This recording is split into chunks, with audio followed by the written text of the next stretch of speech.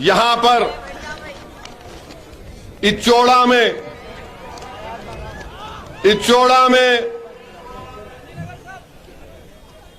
क्या बोले? हाँ बोल दो सब बोल दो, फिक्र मत करो।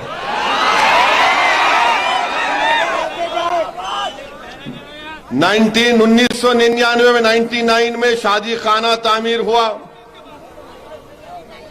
मगर अब तक बराबर नहीं बना। शादी खाना वहीं का वहीं रहा। रुकने असेंबली बूथ गांधीनगर में, वहां पर जुल्म हुआ। एमएलए साहब खामोश, स्टीयरिंग मेरे हाथ में। बड़े जानवरों की गाड़ी जब्त कर ली जाती, स्टीयरिंग मेरे हाथ में। इचोड़ा उर्दू मीडियम जूनियर कॉलेज की सख्त जरूरत है। कॉलेज नहीं होने की वजह से मुस्लिम बच्चियां तालीम तरक कर रही हैं। अब याद रखो, जो लोग ये आदिलाबाद में बोलते ने ऊपर ओवैसी है हमारे साथ है, और बीजेपी बोल रहे स्टीयरिंग मेरे हाथ में, कहीं खुदा ना खास्ता मैं स्टीयरिंग से एक्सीडेंट नहीं कर दूं। अगर मैं तेज चलाना शुरू कर दिया अपनी गाड़ी को, तो फिर क्या होगा बताओ? तो हम हुकूमत से, तेलंगाना की हुकूमत से इस बात का मुतालबा करते हैं कि आदिलाबाद टाउन में शादी खाने की अराजी जो दी गई उस पर तामीर शुरू होना, और ये शादी मुबारक के चेक्स एक एक साल नहीं आते। अब आप बताओ, आने डेढ़ साल हो रहा, अब इलेक्शन आएगा अक्टूबर में या दिसंबर में, उस वक्त आके नहीं बोलना ओवैसी गारू चप्पुंडो ओवैसी गारू नहीं होगा। फिर आपके पास टाइम है, अभी काम करो आप। ये जो मैं 6-7 काम बताया हूं, हमेशा हमारे बच्चों को मिलते, हमारे सदर को, अरे नजीर तेरे साथ है ना, ऐसा बोलने से नजीर का पेट भरता क्या? आदिलाबाद के गरीब मुसलमानों का फायदा होता क्या? अरे तुम्हारी लफ्फाजी की जरूरत नहीं है, काम की जरूरत है। और हम हुकूमत के सामने, बल्कि मैं आदिलाबाद के कलेक्टर से कह रहा हूं, आपका काम है कि इंसाफ करो। आपका काम है कि आप आदिलाबाद के मुसलमानों से इंसाफ करो। उनका जायज हक उनको मिलना चाहिए। ये मिट्टी कट्टी बातों से अब मामला हल होने वाला नहीं है। आदिलाबाद में नजीर साहब बता रहे हैं कि 60,000 के करीब मुस्लिम वोट है आदिलाबाद। आप बोले नजीर कितने हैं? 62,000 है बोल रहे कि जो भी होंगे, मगर अब आपको फैसला करना है।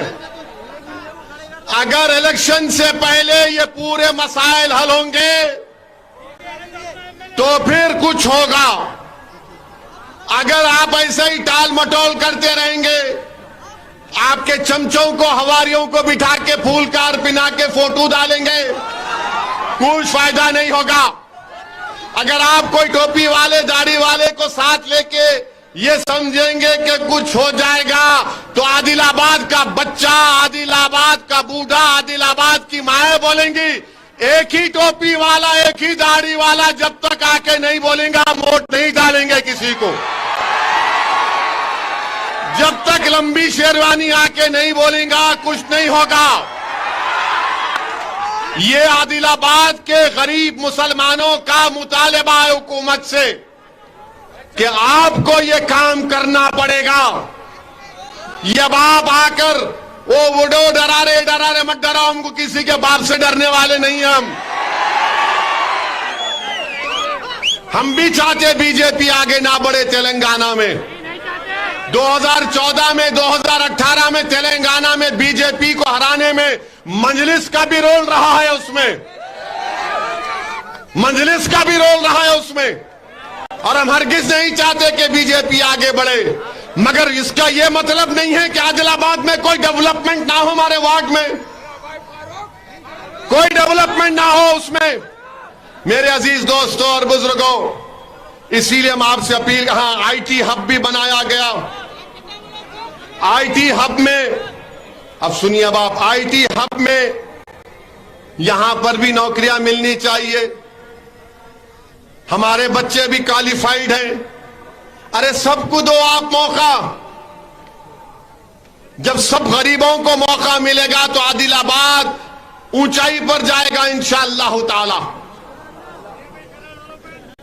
मेरे अजीज दोस्तों और बुजुर्गों, यहां पर 2017 के टीआरटी टीचर का भी मैजर है कि इनके 340 पोस्ट को नहीं 550 पोस्ट को डी रिजर्व करना है। ये मसला असेंबली में कई मर्तबा मजलिस के अरकान असेंबली ने उठाया और आज हम देखते हैं कि भारत की लोकसभा की पार्लियामेंट का इफ्तिताह हुआ। हमारे प्रधानमंत्री वो एक फोटो आई लेटे हुए हैं,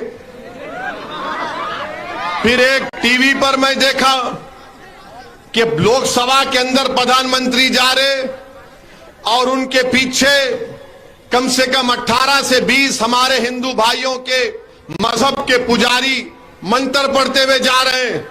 प्रधानमंत्री, मुझे देखकर बड़ा ताज्जुब हुआ कि आपके दिल में ये जगह क्यों नहीं पैदा हुई कि जब हिंदू पुजारियों को लेकर मैं जा रहा हूं लोकसभा के अंदर, तो उसमें ईसाई पादरी भी होना चाहिए था, उसमें सिखों के मजहबी रहनुमा को भी होना चाहिए था, उसमें मुसलमानों के कोई एक मौलाना को भी होना चाहिए था। अरे यही तो भारत की खूबसूरती है। वजीर आजम, इस देश का मजहब एक नहीं है, भारत का एक मजहब नहीं है, भारत किसी मजहब को मानता भी नहीं है, भारत पूरे मजहबों को मानता है। इंडिया का कोई रिलीजन नहीं है, इंडिया सब रिलीजन को मानता है। अगर कोई रिलीजन को नहीं मानता, इंडिया उसको भी मानता है। मगर अफसोस हुआ देश के प्रधानमंत्री, आप सिर्फ एक ही मजहब के लोगों को लेकर गए लोकसभा में। काश आपका दिल बड़ा होता तो उसमें ईसाई, सिख, मुसलमान और जैन लोग भी अंदर होते, बाहर हुआ।